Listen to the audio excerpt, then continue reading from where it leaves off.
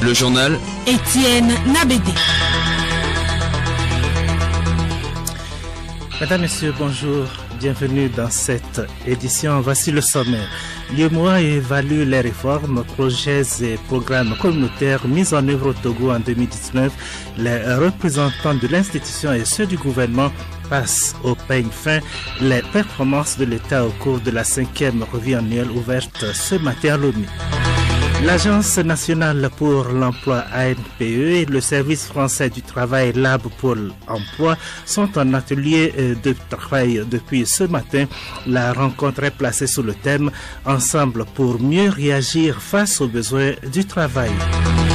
Mieux comprendre le fonctionnement du télépaiement, l'OTR forme depuis ce matin à Lomé et ce pour une semaine des opérateurs économiques. L'initiative entend à terme améliorer les recettes. Et puis, Soudan du Sud, le chef rebelle menace et veut reporter la formation d'un gouvernement d'union nationale. Des désaccords profonds subsistent sur des questions cruciales pour Riek Machar. Toute précipitation conduirait à une catastrophe. radiolomé.tg. Mesdames et messieurs, à nouveau, bonjour et bienvenue. L'Union économique et monétaire ouest-africaine UEMOA fait le point de la mise en œuvre des réformes, programmes et projets communautaires au Togo. Des représentants de l'institution et ceux du gouvernement sont réunis à l'occasion de la 5e revue annuelle. Les travaux ont pour but d'évaluer les performances du Togo pour stimuler sa contribution au processus d'intégration. Gabriel Aïna. La dernière revue annuelle révèle un accroissement de 7% du taux global moyen de mise en œuvre des réformes au Togo en 2018. Cette année, l'Union économique et monétaire ouest-africaine a accompagné le Togo dans la réalisation de projets et programmes de même que des réformes. Les participants à cette 5e revue annuelle vont évaluer la mise en œuvre d'environ 113 textes réglementaires et 14 projets et programmes communautaires. Cet exercice est un outil de mesure du niveau d'implication des pays membres de l'espace au processus d'intégration. Akoussou Raymond Krikpe, représentant résident de l'UEMOA au Togo. Cette reçue de revue sert les desseins du processus d'intégration. Il s'agit d'avoir un espace de bonne gestion économique. Il s'agit d'essayer d'asseoir un espace dans lequel les politiques économiques qui sont mises en œuvre concourent au développement et au bien-être des populations. Donc, l'essai de la revue est un instrument au service de cette ambition, au service des objectifs assignés au processus d'intégration. La finalité, comme je l'ai dit, du processus d'intégration étant de faire en sorte que nous puissions conduire dans notre zone un développement harmonieux et solidaire et un développement inclusif qui ne laisse personne sur le bord du chemin. La rencontre va également permettre aux responsables de l'UEMOA, des ministères et institutions de relever les points faibles qui freinent jusque-là la mise en œuvre efficace de certains projets et programmes. Une occasion pour le directeur de cabinet du ministère de l'économie et des finances, Tofio Kossi, d'exhorter les participants à cette revue annuelle à la sérénité dans les travaux. Merci à toi, Gabriel Aïn. Les acteurs du monde du travail sont en atelier d'échange à Lomé. Ils vont plancher pendant 2 jours sur le thème « Ensemble pour mieux réagir aux besoins du travail ». Yao Kamake. Initiée par l'Agence nationale pour l'emploi, la NPE, la rencontre vise à outiller les acteurs du monde du travail sur les problématiques liées au marché de l'emploi en vue de l'amélioration de la qualité des services. Adjinho Kofi Edinam, directeur de l'orientation professionnelle et de la prospection à la NPE. La rencontre a été demandée par l'Agence nationale pour l'emploi pour que le Pôle emploi, son partenaire de France, l'aide à réfléchir sur les métiers en tension. Au fait, les métiers en tension sont ces métiers-là pour lesquels l'emploi existe, mais que les employeurs peinent à trouver des compétences pour les occuper. Ils peinent ou bien ne trouvent pas du tout de compétences pour les occuper. Alors, en tant que service public de l'emploi, l'ANPE doit réfléchir pour trouver une solution à ce problème-là. Au moment où l'ANPE s'ouvre à l'international, elle doit veiller à ne pas exporter les maigres ressources humaines qui sont rares. Les travaux de ce rendez-vous de partage d'expérience se déroulent conformément à la méthodologie dite LAB. Sébastien Kadiou, facilitateur en intelligence collective de LAB, pôle emploi de France. La méthode LAB, c'est une méthode qui permet d'aboutir à des solutions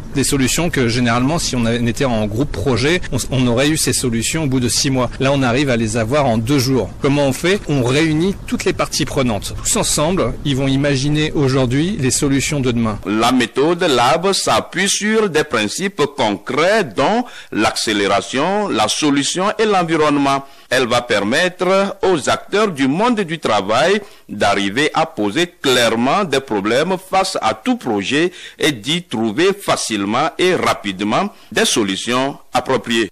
Écoutez Radio Lomé et vous avez tout le Togo dans votre maison. La direction régionale de l'action sociale, de la promotion de la femme et de l'alphabétisation a célébré samedi dernier en différé à Séou-Sambiani, dans le canton de Nanergou, à une dizaine de kilomètres de la ville de Dapon, la journée internationale de l'alphabétisation. Il s'est agi à travers cette manifestation d'éveiller la conscience des populations sur les possibilités d'acquisition de connaissances de base en écriture, lecture et calcul, ainsi qu'en compétences de vie. Samanyandi à Top Dapon.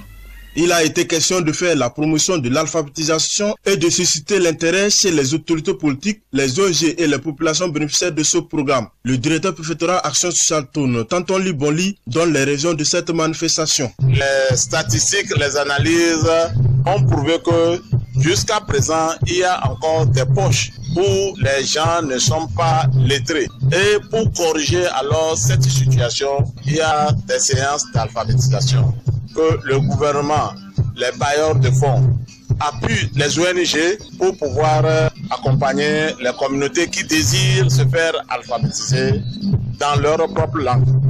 Et cette année, l'importance de l'alphabétisation multilinguistique dans sa propre langue d'abord à la base et ensuite on peut continuer en français ou bien en autre. À cette occasion, les représentants du préfet de Tourne et le directeur régional de l'action sociale Savane, M. Daoul Gousseti et Douti Kofi, ont exhorté les populations à saisir cette opportunité pour apprendre à lire et écrire afin d'être suffisamment préparés pour apporter efficacement leur contribution à l'atteinte des objectifs du plan national de développement.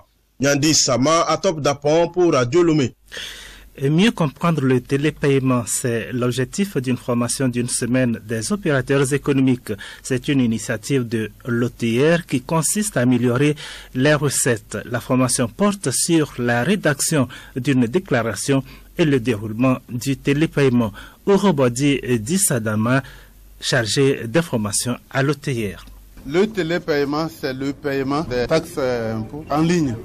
C'est-à-dire avec une connexion Internet, n'importe où vous êtes, vous pouvez faire votre paiement. Nous avons mis les plateformes donc depuis décembre 2018. Le retour qu'on a, il y a la sécurité et la confiance. Alors du fait qu'ils sont au bureau, faire une transaction de paiement, c'est comme c'est moins sécurisé que faire un chèque et avec 3 signatures. Or, la plateforme électronique de chacune des banques qu'on a est très sécurisée.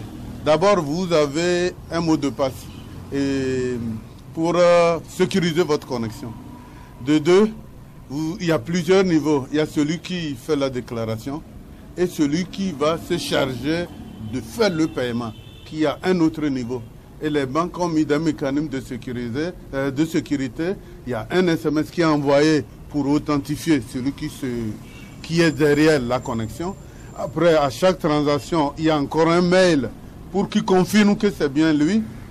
Et quand il finit la transaction, c'est via le lien avec son adresse email qu'il télécharge le paiement. Donc il y a l'argument de sécurité tombe parce que le système est sécurisé et la confiance mutuelle avec surtout les systèmes, nous travaillons avec. C'était donc Urobodi Dissadama, chargé d'informatique à l'OTR. Lancé depuis décembre 2018, le télépaiement peine à fonctionner pour cause de non-maîtrise de la part des opérateurs économiques. Le responsable des ressources humaines à la BTCI, Nyenda Apelete Iao, présente les avantages qu'offre ce système de paiement en ligne.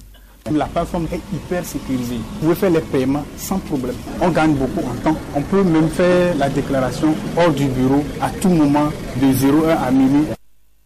Au total, 1000 opérateurs économiques seront formés.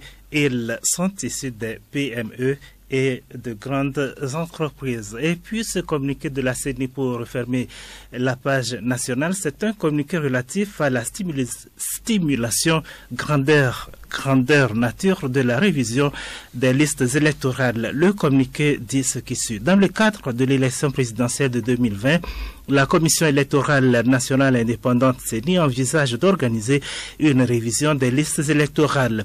En prélude à cette opération, la CENI procédera du 22 au 24 octobre 2019 à une simulation grandeur nature de la révision des listes électorales dans 5 CELI. Agouenivé 1, 4, 6, Ave, Lac, Bamono, Zio et Cloto.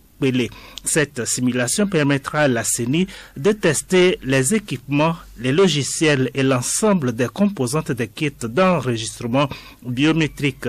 Le président de la CENI remercie les présidents des CELI concernés pour leur collaboration en vue de la réussite de cette activité faite à Lomé le 21 octobre 2019. Le président Tchambakou Ayassor. Le journal Étienne Nabédé. L'opposition mozambicaine a appelé à de nouvelles élections. Elle demande également l'annulation des élections générales et accuse le pouvoir d'avoir violé l'accord de paix. Les premiers résultats partiels des élections présidentielles et législatives de mardi dernier donnent sans surprise une large avance au président sortant et son parti. Après dépouillement de 830 000 bulletins exprimés, l'actuel chef de l'État, Philippe Nyusi, qui brigue un deuxième mandat, a été crédité de près de 115% des suffrages. Il devance ainsi largement son concurrent au Soufo Momadé, le chef du principal parti d'opposition, la Renamo, ex-rébellion, crédité de 20% des voix. Les initiatives se multiplient en RD Congo pour stopper les affrontements armés dans le sud Kivu, notamment sur les hauts plateaux dans la plaine de Ruzizi ou de Fizi. Dans cette région, l'activisme des groupes armés congolais comme étrangers attise les tensions entre communautés. Un dialogue est en cours de préparation. Samedi dernier, le député Norbert Bassengizi Katintima, qui a joué ces dernières semaines le rôle de médiateur, a remis au Premier ministre son rapport, une analyse de 4 pages dans laquelle il fait plusieurs recommandations au gouvernement. Le chef des rebelles du sud du Soudan, Riek Machar, a menacé hier de se retirer de l'accord de paix conclu en septembre 2018 si le président Salva Kiir se lançait dans la formation d'un gouvernement d'union nationale sans avoir auparavant résolu les problèmes de sécurité encore en suspens. Marie-Claire Pagnou. M. Riek Machar, leader du mouvement de libération populaire du Soudan en opposition SPLM-IO, a fait cette déclaration à une délégation du Conseil de sécurité de l'ONU en visite à Juba. Tant que les réformes en matière de sécurité et les négociations sur le futur nombre d'États n'auraient pas été mené à bien, dit-il, son groupe ne participerait pas au gouvernement d'union nationale. Il propose par contre une nouvelle prolongation de la période de pré-transition afin de donner le temps aux partis concernés pour mettre en place les nouveaux arrangements de sécurité. Les propos de M. Machar n'ont pas été accueillis favorablement par les autres signataires de l'accord de paix qui ont pour leur part insisté pour entamer comme prévu la formation d'un gouvernement d'union nationale le 12 novembre prochain. Hier, Riek Machar était en tête-à-tête avec le président Salva Kiir au sujet des questions de sécurité encore en suspens, mais les deux dirigeants ne sont pas parvenus à un accord. La réunion ayant été interrompue par l'arrivée d'une délégation du Conseil de sécurité de l'ONU. Les deux dirigeants devraient cependant se revoir pour de nouvelles discussions. Écoutez Radio Lomé sur le web sur le www.radiolomé.tg. Avant de refermer cette édition, nous vous donnons la composition des titres du magazine des sports de 13h. CHAN 2020, le gouvernement félicite les éperviers locaux et leur encadrement technique suite à leur qualification face au Nigeria.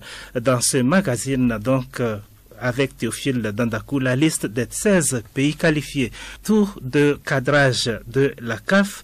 La SCK de Kara reçoit dimanche à Lomé Enugu du Nigeria. Les 16 clubs seront qualifiés à l'issue de ce tour, seront donc répartis en groupes. C'est parti donc en Europe après la pause FIFA. Le PSG, Liverpool, le FC Barcelone et la Juventus sont aux commandes de leur championnat. Et puis, Mondial Rugby 2019, l'Afrique du Sud élimine le pays hôte et se qualifie pour les demi-finales.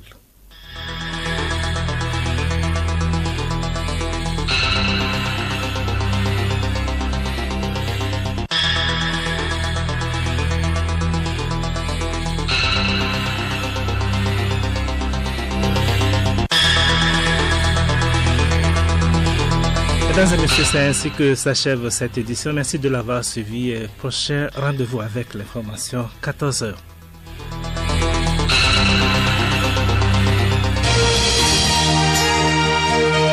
Radio Lomé, boîte postale 434, email radiolomé@radiolomé.tg.